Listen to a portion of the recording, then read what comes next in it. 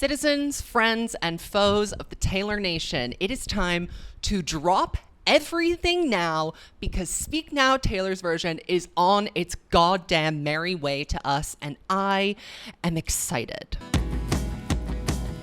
Welcome to my channel, or welcome back to my channel. If you're new here, my name is Zach and I am the Swiftologist, and on this channel I talk about thoughtful pop culture, but for the last couple of weeks I've just been banging on about the HBIC, the head bitch in charge of pop music of the world at large, Miss Taylor Allison Swift. And you know why? Because she's been having a mental breakdown, I guess, in public, like a positive one, a good one, a creative, a romantic mental breakdown.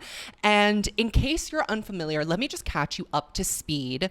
At the Nashville stop of the Eras tour, Taylor Swift announced that her re-recorded version of Speak Now would be coming out on July 7th. So basically in 2 months, we will be hearing the re-recorded version of Speak Now with 6 vault tracks. Now, I knew that something was happening with the surprise songs. I thought it was a Maddie Healy issue.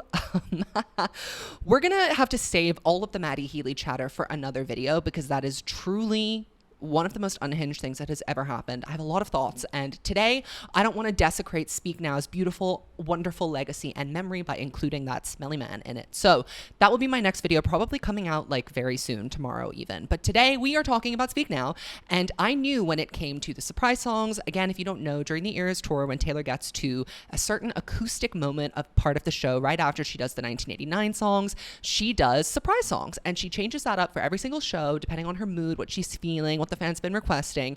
And she's been hinting for a couple of weeks now that Speak Now something was coming. Now listen, I have been desensitized to that because she has dragged me headfirst, not fearless, through the mud, behind the back of her car, just my head smacking against the tarmac over and over and over again for the last couple of months. She's been Easter egging Speak Now since like at least October, and it is now May, and we are only just getting an announcement. But good things come to those who wait, and boy, did something good and delicious drop into my lap. But I knew that this was going to be something big, so I turned on my camera, and I'm so glad I turned on my camera to record my reaction, because what did I end up reacting to? Speak Now, Taylor's version, being announced, and my TikTok live that I was trying to watch and follow along was crashing, so I ended up finding out via the merch store. But this is a clip from exactly what happened to me when I found out that Speak Now was coming. I am watching a live that is very bad quality. This girlie just wants to sing her fucking heart out, so excuse the noise if you hear that, but this is mental illness. I'm about to watch some severe mental illness. Taylor Nation is live? What the fuck is happening here? Why is Taylor Nation live? Okay, click.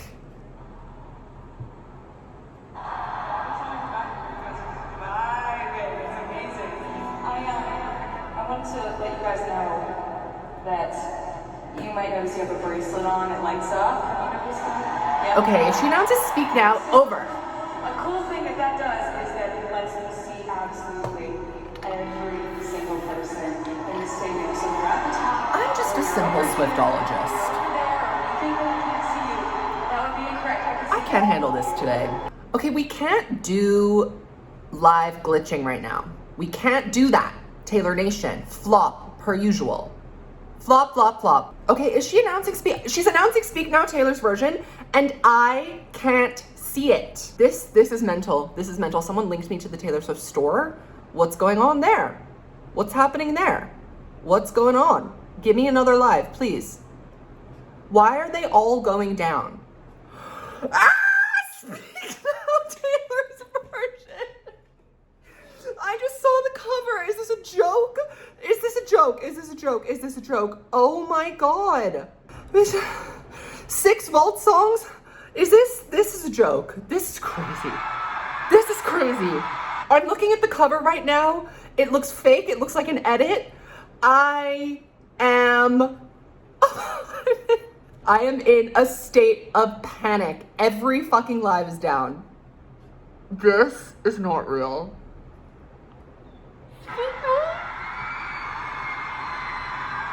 July 7th. Oh my God.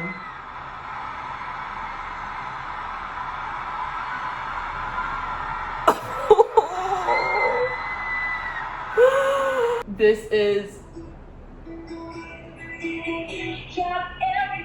Sparks flying. Okay, I'm gonna have to turn off the surprise songs for a second and go and look at this fucking cover. Okay, this cover is the fucking best Taylor's version cover that I have ever seen. This is the best one. Okay, so we have, this is the closest we're gonna get to old Taylor hair with new Taylor. So I'm obsessed with this. I love the soft filter. I love the purple dress, of course. 2-disc album, a collectible lyric booklet with never before seen photos, 6 previously unreleased songs from the vault. 6 previously unreleased songs from the vault. July 7th. Oh, to be there in Nashville this evening. Oh my God. I think I would have lost my fucking damn mind. I would have lost my damn mind if I was there. It's probably for the best that I wasn't. However, every single person who's in Nashville this evening, your mom's a hoe, even if you're not at the Taylor Swift concert. Period. Completely and totally unhinged as per usual. But what I want to do today is discuss a little bit more about Taylor's announcement, what she said about Speak Now, and also do a little bit of speculation on that music video that she was filming in Liverpool. I had a whole theory for that I think has kind of been upended now that we have a Speak Now announcement. I want to talk a little bit about the vault tracks, and I also want to talk about what I think the vault tracks could cover content-wise based on a couple of holes or some unfinished thoughts or untied threads that were on the standard edition of Speak Now to begin with. And I also want to go through, all of the songs and see which ones I think are going to be bungled as re-recordings, because Taylor is very inconsistent with her note-for-note remakes. Sometimes they're amazing and they're better than the original song. Sometimes they're exactly the same, and then sometimes they're trash garbage. Holy Round, I Knew You Were Trouble. I could go on and on and on. But I am, I'm happy that we're here today. I'm wearing my Speak Now tour t-shirt to celebrate. I'm happy that we're here. In my last Unpopular Opinions video that I filmed like a week or 2 weeks ago, I said that I was giving Speak Now up to God and that I was no longer going to get angry about the fact that the announcement was being delayed for so long. And as soon as I relinquished that control, bam, what do we have? An announcement and a date. And I literally couldn't be more excited. Oh, also we have to talk about the cover. I mean, excellence, iconic, show-stopping, never been done before. This is definitely the best re-recordings cover that I have seen by far. The Taylor's versions, I feel like Fearless started off kind of rocky, like it was just giving low effort, especially because like outtakes from that shoot were used for so many different things, like the Willow Dancing Witch stupid remix, etc., etc. That felt kind of like a half-baked or a last-minute decision. Red was a step up for me. I know a lot of people didn't really like that cover, but I certainly liked it a lot more than Fearless. And what I love about the Taylor's version album covers is that I don't want them to be exact like remakes like the songs are of their original predecessor. I want it to be something different, because ultimately the Taylor's version project is a completely new addition to the record. It's like a revision almost. So I like that the covers are slightly different and that they are inspired by the album cover. And the Fearless cover has really grown on me.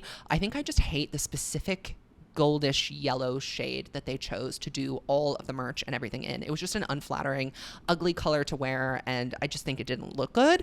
Red was a lot more successful from a like visual sonic vibe, and Speak Now, girl, the mother I never had, the sister I always wanted, the best friend that anyone could ever ask for. She is stunning. This soft light filter on her face.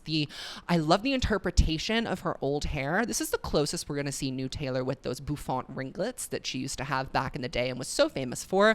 I love that it is just kind of like the upper half of the body with a hint of the dress. I'm glad she didn't try and do a complete remake, because there was just no way that was going to bang entirely on its own. I also love the inspired by the Speak Now original font. I hated the Fearless and the red fonts. I just didn't really like them that much. The Speak Now one feels truer to the original, but also different enough that it's its own thing. And I'm so stoked about that. So my take on the album cover is that I love it. It's the best thing I've ever seen in my entire goddamn life. And I'm ready to buy every single piece of merch with it on it. Have you ever seen the Swiftologist being as positive as I am when Speak Now is on the topic or on the menu for discussion? I'm over the moon. Okay, so let's get into the actual announcement, what she said, because this made me so emotional. It really made me tear up. And I feel like, Speak Now having her moment in the middle of a concert in Nashville, where she literally has a property, her Nashville penthouse apartment, that is completely designed and dedicated to the Speak Now era, essentially, with all of the koi fish and the bird cage. By the way, she announced that Speak Now is coming out on National Koi Fish Day.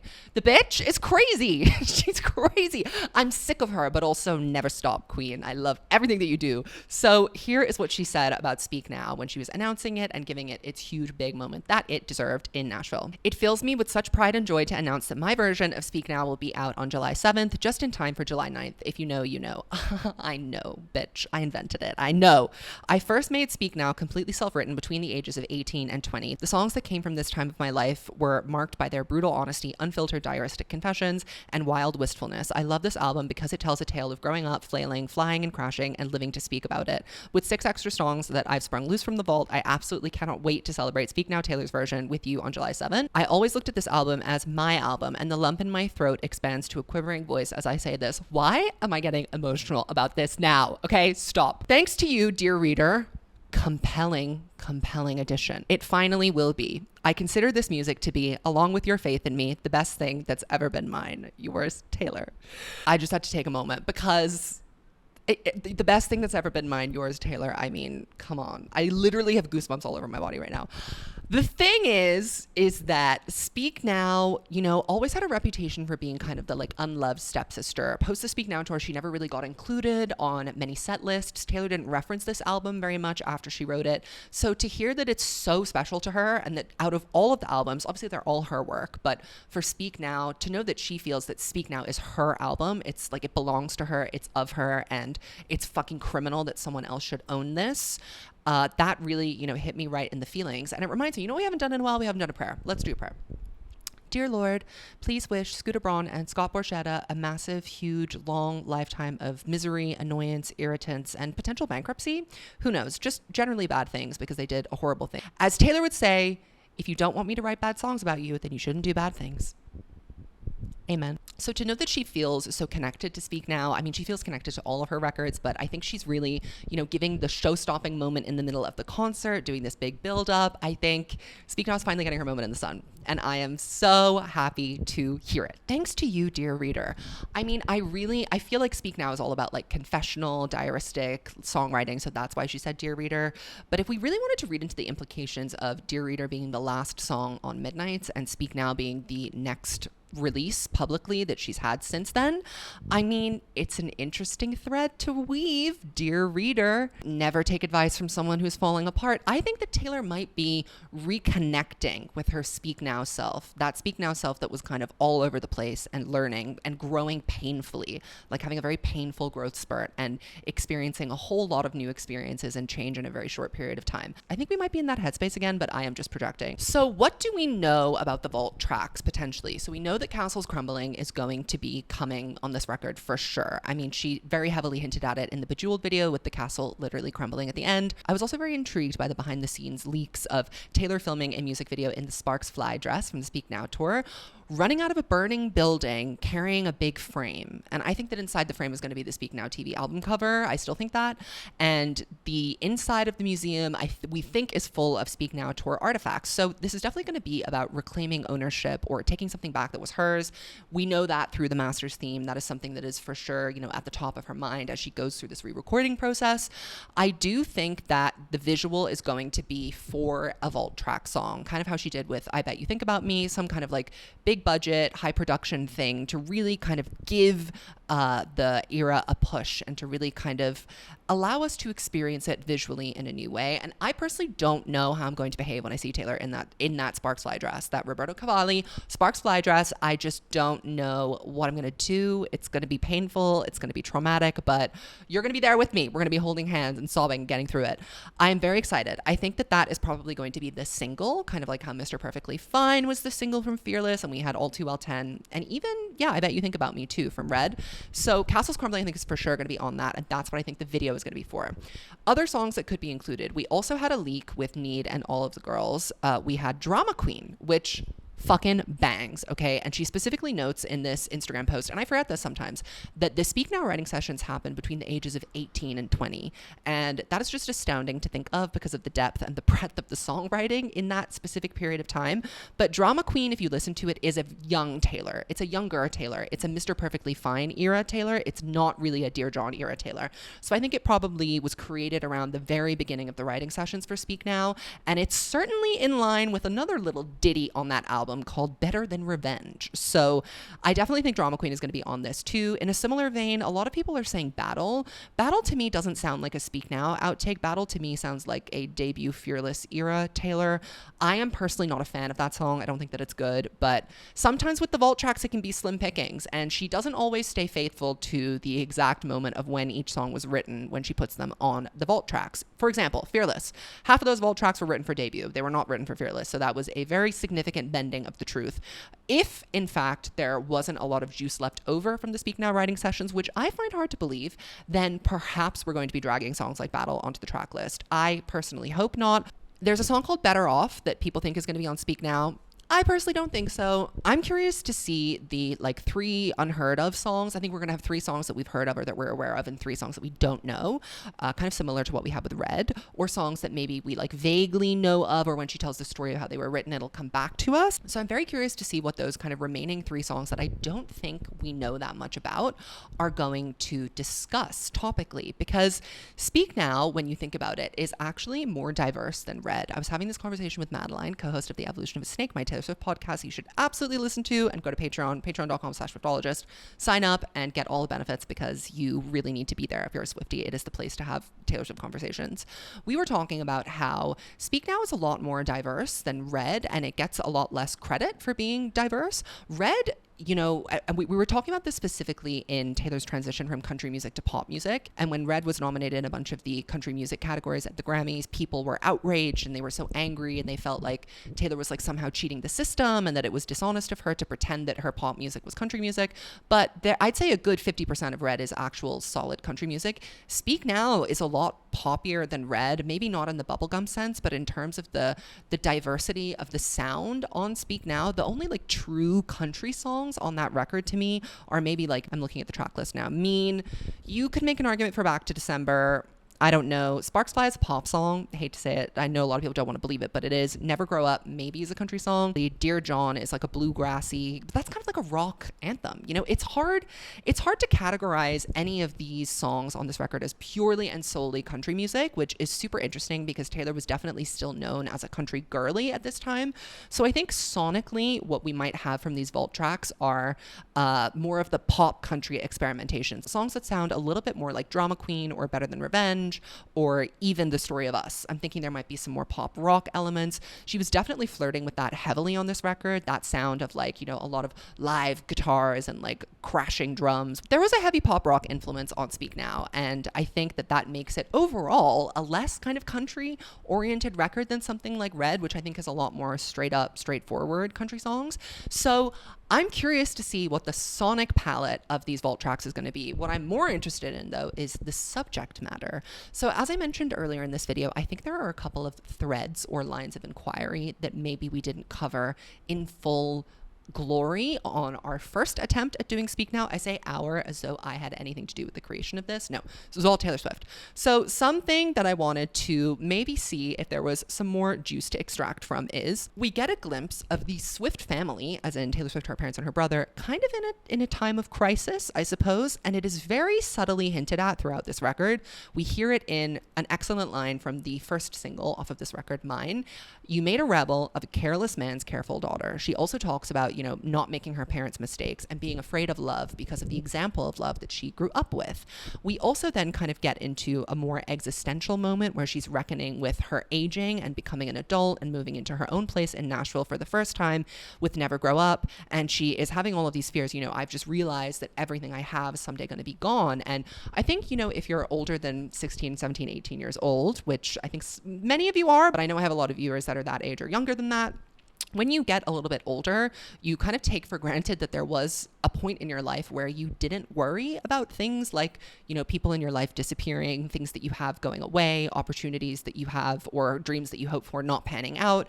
That is a very painful part of growing up and being an adult. So I'm kind of wondering if one of these vault tracks is going to have something that is a little bit like those lines from Mine and Never Grow Up existential worry, similar to Nothing New on Red, where it's kind of a like middle of the night, pacing around the room, wondering about the state of her life and her future and how it's going to pan out, and more kind of like commentary on how it feels to be trying to grow older when you are perpetually painted in public as this naive young teenage girl, when you're trying desperately to become an adult, but also, maintaining this public facing, very juvenile and youthful persona. We definitely get this hint of adulthood walloping her in the face with the reality and darkness of it all with Dear John. So I'm wondering, like, is there more kind of where that came from? One fears to even imagine what could come from another song that was written about the Dear John situation, because we really didn't get into the Dear John of it all a lot on this record. We got into a lot of, general kind of more vague breakup songs like Haunted. Getting into the specifics, the kind of would've, could've, should've of it all, we know that that's been on her mind recently. After she won Folklore, she went home with Aaron Dessner and wrote about would've, could've, should've. So I get the feeling that that scenario is fresh in her mind still, unfortunately, and I wonder if we're going to get more explorations of that on this album as well. Another line that I'm kind of wondering if there's more where that came from is the Mean of it all. So if you don't know the kind of the lore behind Mean is written about this country music critic, or just a music critic in general, Flop Bob Lefsetz. I don't know how to say his name, and I don't care to say it correctly. Either way, my podcast consistently outranks his on the charts, so Bob. But he was a noted critic of Taylor Swift's from the very beginning, and not in a way that was constructive, in a way that was really like, she is a bad musician, she is a bad artist, she can't sing, she doesn't deserve any of the success that she has, her place in country music as an artist is, artificial, she doesn't deserve it, etc., etc. A bunch of heinous shit, basically. So he used to really, really go after her a lot all the time, and in the early days of like blogging and music reviews, like the early like 2010s, he was kind of influential. He had this thing called the Lefsetz Letter, which was like a newsletter that he put out where he talked about all kinds of different celebrities and musicians, and he always just had some fuck shit to say about Taylor, basically. And she had enough. She had enough, and she said, cricket, all you are is mean and pathetic and alone in life, and I want you to die, basically. And so I'm wondering if there is... Mean is a very defensive song, right? Like, it's Taylor on the offense being like, well, you're just mean and I'm the best person in the world and someday I'll be at the Grammys. Really, definitely boxing herself into that underdog position yet again. I am wondering if there is a deeper, more wounded side of that may come out, because something I've always wanted to know is Taylor definitely had a dramatic vocal improvement even on Speak Now from Fearless and between Speak Now and Red, and she has just continued getting to be a stronger and stronger vocalist, and there's no way that she's done that without like significant investment of time into like developing her craft and practicing and working with the vocal coach and really trying to get her voice to the best place that it can be. She's never going to be Mariah Carey, of course, but I think she's at a really great place with her voice now where she's comfortable with it, she understands it, she knows what it can and can't do. And something that we know for sure about Taylor is that she internalizes criticism a lot and that she's also very self-aware. So I think it's highly possible that she took this criticism from Bob and internalized it and used it to make herself a better artist. So what I'm wondering, to kind of get to the end of my spiel, is there kind of like a process song about that, about feeling critiqued, feeling down, feeling upset and taking it and making something better out of it? Or is there a more vulnerable song where she talks about how maybe what he's saying is striking something that is true in her? I'm curious. I'm very, very curious. I also think, we have Drama Queen and we have Better Than Revenge. So is there another I Hate Girls Who Steal Other Girls' Boyfriends song on this record? It's very possible. Now, would Taylor let that one out of the vault? I don't know. It all hinges on whether or not she chooses to be embarrassed by Better Than Revenge. I think that she shouldn't. I think that she needs to just rock with it. It's her story. We need to just go with it and, let it be what it is and what it was in the past, not interfere with it the way that it is now. Don't try and make some sort of big deal about it or some issue or make a, like a point. But I'm wondering if there's maybe another track that might come up from that series of thoughts that she was having about other girlies. We also have two kind of anomaly songs on this record. We have Back to December, which is her apologizing to someone, noted for being her first Maybe I'm the Problem song at the time, taking responsibility and ownership for her part in the dissolution of a relationship. I wonder if there is another side of that story. Like, is there a part where she really did make the effort to reach out? Because Back to December is about wanting to reach out and maybe doing it, but not yet knowing the outcome yet. I think maybe we might have a follow-up to that where she did reach out and she was in fact rebuffed, or maybe she decided not to and there's some sort of thought process behind that. I don't know. I'm just spitballing. Then we go to Innocent. And I mean, I'm telling you, that was not her first crack at writing a song about Kanye. She wanted it to be a specific way. I think she went through a couple of drafts, a couple of revisions. I think she tried a couple of different sounds and themes on for size.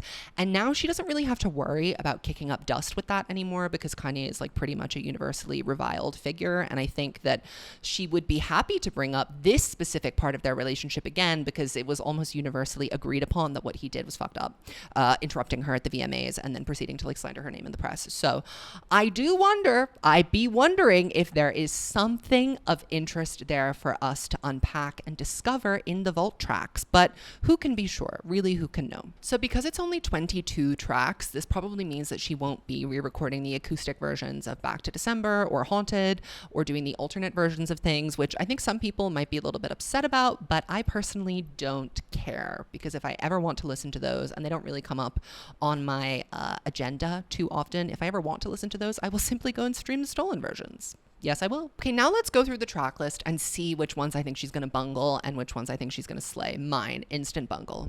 She's going to fuck it up. I know that she is. It's too complicated an arrangement. The live instruments are mixed in such a specific way. I think Nathan Chapman's absence as a producer is really going to be felt on the production elements throughout this album. Also, production technology has advanced so much, so a record that has a lot of live instruments and harmonies on it, like Speak Now, may end up sounding very different in 2023. This is an album that's 13 years old after all. Oh my God, it's 13th year. Wow. That's crazy. I feel old as fuck. Okay, so mine, yeah, also the vocals at the end. She has some crazy high notes on the album version, especially towards that last chorus. I don't know if she's going to be able to handle those. It might sound a little choppy. It might sound like multiple takes because it's probably going to take her multiple takes to do it. Her voice has matured a lot. This is a very squeaky album, actually, so I think that's going to sound weird. Sparks Fly, I think, is going to serve. I think Sparks Fly is going to bang harder than anything alive just because I think she's going to put her whole everything into it, you know? She's really just going to get behind that mic and slay. And something that people forget, I think because Speak Now has such a like virginal presenting as an album, is that Sparks Fly is about sex. That's a sexy song. Like The Way You Move is like a full-on rainstorm and I'm a House of Cards. That's like 50 Shades of Grey. That's fan fiction. Back to December. I think that one is going to be a note for note. I think that's going to be exactly the same, and it's not going to be better or worse. Speak Now. I think Speak Now might get the Hey Steven treatment in that it's going to end up being a lot better than I remember it being, and it's going to be fun, and I'm going to enjoy it a lot more. That's my prediction. Dear John, one is scared to even make predictions about that. I think it's going to be a fresh wound. I think it's going to be a lot more angry. I think it's going to be a lot more, because Dear John right now is a little sad. There's something like wistful and nostalgic to it as well. Obviously there's that pain and that scorn, but she's had a lot of years to stir it all up and get angry, and she's had would've, could've, should've in the meantime. So I wouldn't be surprised if Dear John is coming for Dear John's neck, as it should. As it fucking should. Mean. Now this one's just going to be silly. This one's just going to be silly. It's going to be funny. I think it's going to get like Today Was a Fairy Tale treatment. She's going to like surprisingly put everything that she has into it, and it's going to be pretty good. The Story of Us, I think, has the power to serve, to really go all the way the fuck off, because it's just going to be so fun. Oh my God, I can't stop smiling. I'm so excited about this. Never Grow Up. I think that's going to get the Folklore Evermore treatment. It's going to be very intimate. I think she's going to take her time with the vocal delivery on this. Enchanted, I don't know. It's either going to be better or it's going to be 100 times worse. Like, we're not going to get note for note remake on this. Her voice is too different. The production is so specific. The vocal arrangement is tricky. She does that duetting with herself. There's falsetto involved. There are too many variables. So it's either going to be a great improvement, like Red the Song, Taylor's version, or a horrible botch hack job like Holy Ground. Innocent. Yeah, I think this one's going to be a note for note remake. I don't really see this one serving to extra levels. But speaking of serving, Haunted. Haunted is going to come for everyone's fucking wig in 2023. Olivia Rodrigo, who? There are so many pop girlies that want the venom, the rage, the anger, the hauntedness that this song possesses, and it's going to come back and it's going to snatch everyone to death. I kind of want to keep Speak Now to myself now. I don't want to share it with the people. Last Kiss, either a note for note remake or a very, very, very, very much better. If it's bad, she will be in jail, and I will also be in jail for sending her to jail. Long Live. I think Long Live is going to be probably worse. Just because it's like kind of a juvenile-y and it has a lot of like squeaky singing in it. So I don't know, but I could be wrong. I used to love Long Live so much when I was like 14 and 13 and she was like, this is for the fans, this is for you. Speak Now tour, bawled my eyes out. I think I'm going to return to that state of being when I do my album reaction. You guys are not ready for what's going to happen to me when I hear Speak Now for the first time. It's just going to be so overwhelming, so emotional. I'm also going to be out of my comfort zone because I'm going to be in London. I think I'm going to have to I'm staying with a friend. So I think I'm going to have to bring all my camera equipment and rent a studio and film my reaction because no days off for the Swiftologist, especially not when Speak Now Taylor's version is clocking in. And I will be seeing Lana 2 days after Speak Now. So it's, I think, just going to be a weekend of me being an idiotic fool. Then we have the bonus tracks. If this was a movie, sadly was abducted and kidnapped to Fearless Landia, but never for me. Whenever I do my inevitable Speak Now Taylor's version rearranging the track list, I will for sure be bringing our fallen soldier, if this was a movie, back into the mix, and I will be sending Superman into exile. I won't be listening to Superman, so I don't care whether it's good, bad, worse. I mean, it can't get better. That's for sure. Can't get better. Ours, I think is going to be really cute.